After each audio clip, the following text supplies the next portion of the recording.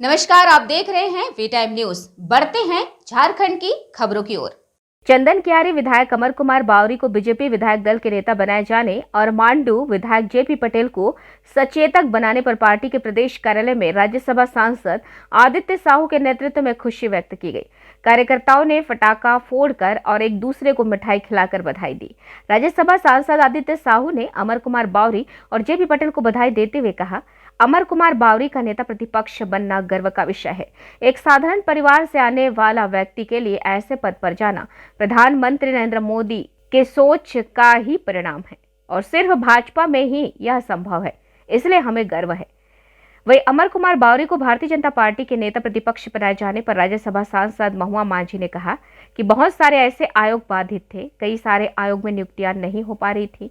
अब आने वाले चुनाव को लेकर भारतीय जनता पार्टी तैयारी करेगी ही, क्योंकि डुमरी उपचुनाव में जिस तरीके से एनडीए गठबंधन के आजसू के प्रत्याशी को हार का सामना करना पड़ा, भारतीय जनता पार्टी इन 4 सालों में नेता प्रतिपक्ष चुन नहीं पा रही थी।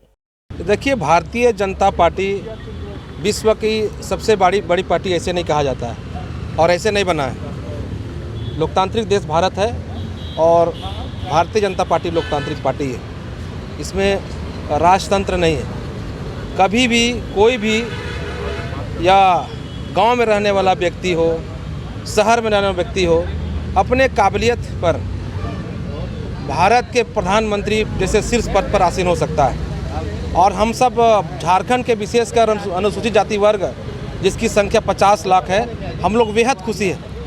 और पूरे दलित समाज की ओर से देश के यशस्वी प्रधानमंत्री आदरणीय नरेंद्र मोदी जी को, जेपी नड्डा जी को, अश्विनी चौबे जी को और राज्य के भाजपा के प्रदेश अध्यक्ष आदरणीय बाबूलाल मरांडी जी के प्रति हम लोग आभार प्रकट करते हैं। जो व्यक्ति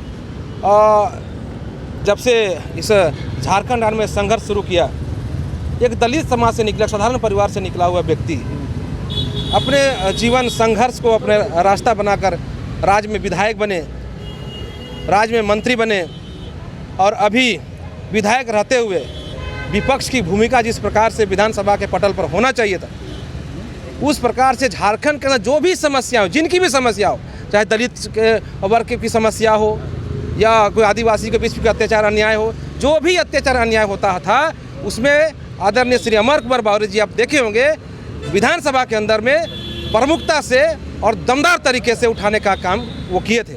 और आज नेता विधायक दल भाजपा ने बनाया, कुछ दिन बाद नेता प्रतिपक्ष हो जाएंगे। हम लोग बेहद खुशी है।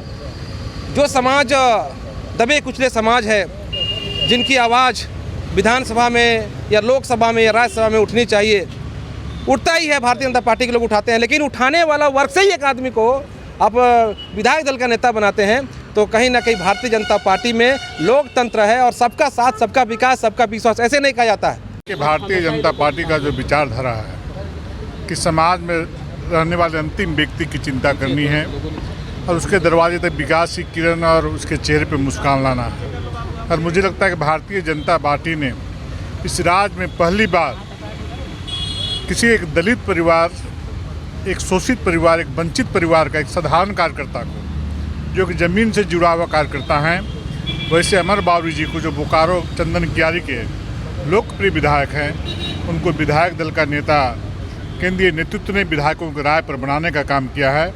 आज के दिन में केंद्रीय नेतृत्व, प्रदेश नेतृत्व और साथ ही साथ विधायक दल के नेता आदरणीय अमर बावरी जी का मैं दिल से बधाई देना चाहता हूं कि उनके नेतृत्व में पार्टी निश्चित रूप से नई ऊंचाइयों पर पहुंचेगी। 2024 में अमर बावरी से कितना उम्मीदें हैं और कितना पार्टी को समर्थन मिल पाएगा? निश्चित रूप से पहले भी अमर बावरी जी बहुत तन्मयता के साथ सांगठनिक कार्यों में लगे हुए रहते थे और विधायक दल के नेता बन गए हैं। तो आने वाले समय में भी पूरी कठिन परिश्रम के साथ कार्यकर्ताओं के साथ तालमेल बिठा करके, कार्यकर्ताओं के साथ कंधे से कंधा मिला करके भारतीय जनता पार्टी को नई ऊंचाई की ओर झारखंड ले जाने का काम करेंगे आदरणीय बाबूलाल मरांडी जी के नेतृत्व में। ये बहुत पहले ही आना चाहिए था, क्योंकि इसकी वजह से कई सारी नियुक्तियां भी रुकी हुई हैं। सूचना आयोग वगैरह में इसकी वजह से अभी तक नियुक्ति नहीं हो पाई थी।